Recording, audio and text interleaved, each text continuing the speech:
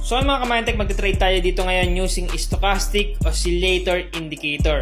So gagamitin natin itong indicator na to kasi nga napaka-legit nito. Pag ginamit mo to automatic, kahit pa paano makaka-profit or makaka-predict ka talaga.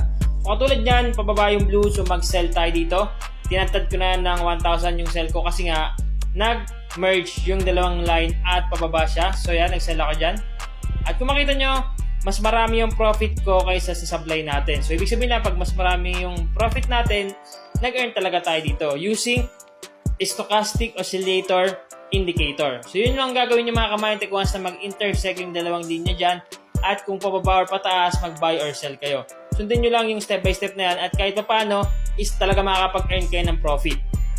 Tandaan nyo lang mga kamantek na hindi sa lahat ng oras is effective yung mga strategy na ginagawa natin.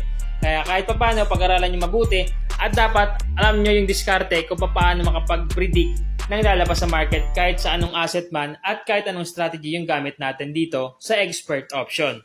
Sa mga gusto matutong mag-trade dito sa expert option, mag-join kayo sa aking Telegram group, andyan sa aking TikTok bio. I-click nyo lang yan para makapag-join kayo dito at matutunan nyo yung mga strategy natin para makapag-earn ng profit dito sa expert option.